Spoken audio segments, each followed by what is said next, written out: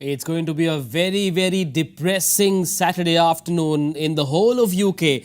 The defending champions, well, have been pummeled into submission, chasing 400. They've scored 84, but they've lost 6 wickets. I'm struggling to describe this horrid performance from England. Jansen 2, Kodze 2, 1 for Ngidi. And just as I started speaking, another wicket has fallen. They are folding like a pack of cards. Oh, it's been absolute carnage. I mean, first with the bowling, they started off first 5 over 16 and after that, nothing has gone right for them. Nothing has gone right for them. They piled up 399 and after Bairstow got out, caught in the boundary, it's just been a steady procession, one to the other. Everyone is just coming and going. Rashid, the latest to exit the stage and go back into a pavilion which will look like a house of horrors.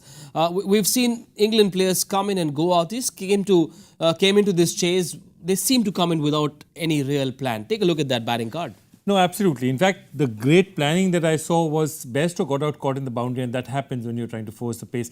But Joe Root, the way he got out was absolutely fantastic because it was a planned decision. They had that fielder at leg slip strategically posted because they know that Root has a tendency to play that flick, and he played into their hands. Jansen's, he just hit Jansen straight into the hands of leg slip. The analyst would be really happy with that one. But after that, take a look at the few of the other dismissals. I mean, you have a situation where Roots was caught and bowled Rabada. I thought that was a beautifully bowled ball by Rabada. Harry Brook was LBW to a ball that kept lower. So it's just been one of those days where nobody has stood up to be counted. Josh Butler looked good for the little time that he played. He really tried to attack back. But then again, he was trying to guide the ball past the keeper and just gave the ball to Quinton de Kock. Yeah, so that batting card, which was at the end of the 15-over mark, shows Adil Rashid is not out. But Rashid has just lost his wicket to Gerald Kodze. Yeah, well, caught by Reza Hendricks. So another one goes back in the hut. 84.7 and 15.1. The South Africans came out with a certain purpose. Of course, it helps to have 399 in the pocket, but they meant business. They came here with the intent of completely annihilating England. No, absolutely good plans. Rabada is now coming in. He's now realized his over is the 7th over. He comes in there and he charges in a bit faster because he knows that everyone likes to have the new ball. But Ngidi and Jansen have been very impressive. Lot of work put in by somebody India knows very well. Eric Simmons, who is a South African coach. He was the Indian bowling consultant. Long time at CSK.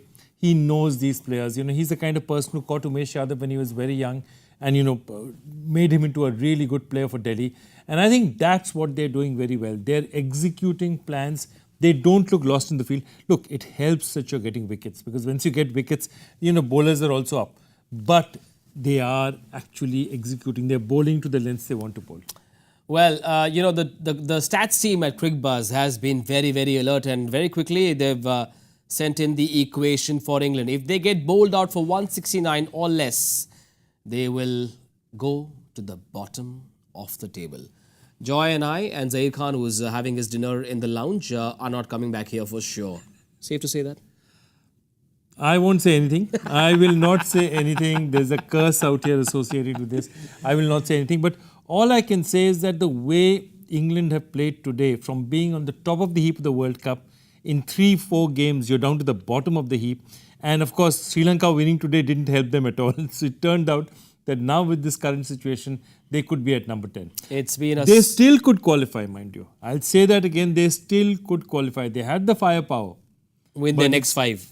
But by big margins. It's a long, long way there. It's a long, yeah, long I suppose it'll need a complete change of mental, emotional DNA for England to be able to do that. For now, though, their horror story at the Wankhede continues. They are struggling. And at this point, it looks like they're on their way to the bottom of the points table. If they somehow put together any kind of resistance, we will see you again at the 35th over mark. If not, the three of us, Joy, Zahir Khan and I will see you on Cricbuzz Live. Do join us then. Bye for now.